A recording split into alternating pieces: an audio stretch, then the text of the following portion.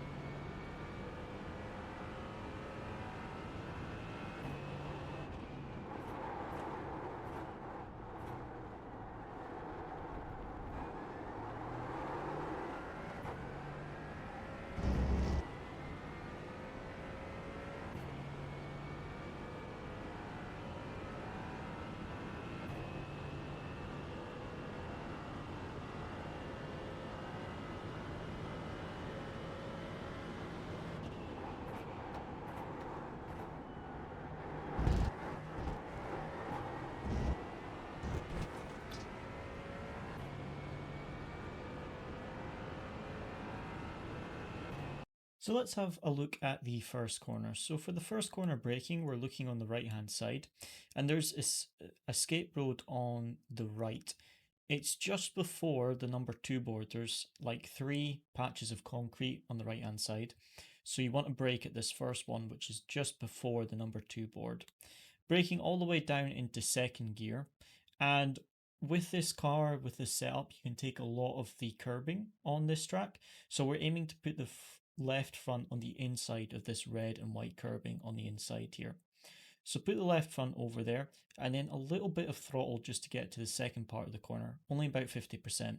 And then we start braking just before we cross this line. There's a line of fresher tarmac here, and just before we cross that, we get back onto the brakes, down into first gear, and you basically just want to hug this red and white curbing all the way until you get to the escape road. There's an escape road on the right hand side, just here, and just before we get to that, then we start letting the car drift out to the left. But you basically hug the inside curb all the way through turn 2 there. And now we go up to turn 3 and turn 4. This is a nice little section. So we're looking for the number 2 board and the number 1 board on the left hand side. And we're braking about halfway between these 2 boards on the left here. So about halfway between those 2 boards, or at the start of this blue board on the right, whichever is an easier reference to use, braking down the gears, down into second gear, third gear, sorry, putting the right front on the inside of the red and white curbing here, off the brakes now, and then back onto the throttle before we get to the second part of the corner, and just controlling the throttle. We don't need to brake for the second part, just lift off the throttle a little bit, and you can actually use a bit of the grass on the inside of the curbing. It's really stable over these curbs. And then get back on the throttle, and you can use all of this exit runoff on the right hand side here. Just be careful not to hit the wall. And now for this left then right, we want to bring it all the way over to the left, and we turn in just as we get to the end of this curb. So just as we get to the end of this curbing here, we want to then turn right and try and get as close to the concrete wall as possible. We lift off around about here, just before the number 5 board. We start lifting off the throttle and then back on the throttle, just so that we can lose a little bit of speed, so that we can bring it over to the right to open up this left-hander. Because if you take this full throttle, you'll end up over to the left here, and that's just going to compromise your entry. So you need to lift off a little bit there, just to allow you to bring the car over to the right. Now, we want to brake just before the end of this concrete here. So there's a concrete barrier, and then there's a steel barrier. So just before the change of barriers, get onto the brakes, down into second gear, and then again, using all of the curbing on the left side, we can put the left front onto this red concrete stuff on the inside of the curbing here. In second gear, that'll hook us around a little bit and then get onto the power as we're on that curb.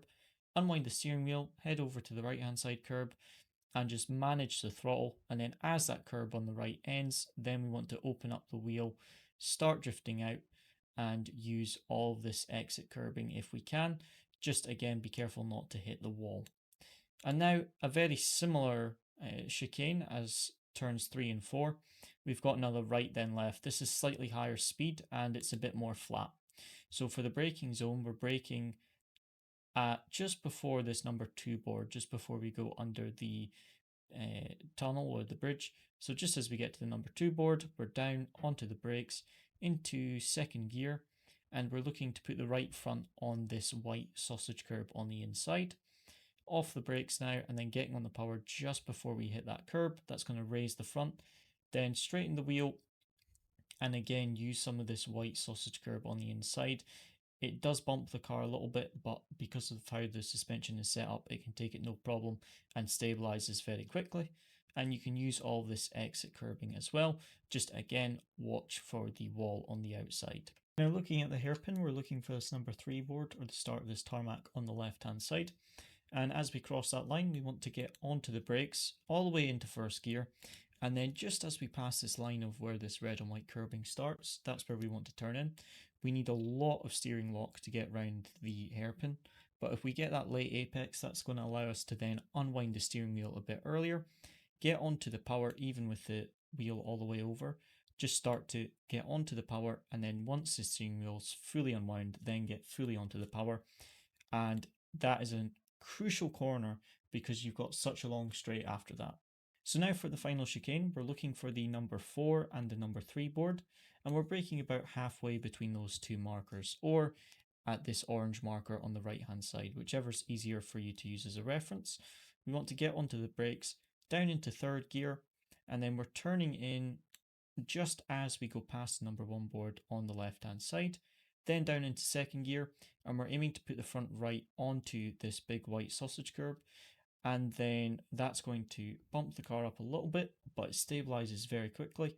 So then we can put the left tire on this white sausage curb on the inside of the left-hander, get onto the power, and just watch the slide on the exit. Sometimes the rear will slide out, but you do have this little extra runoff between the curb and the wall that you can use.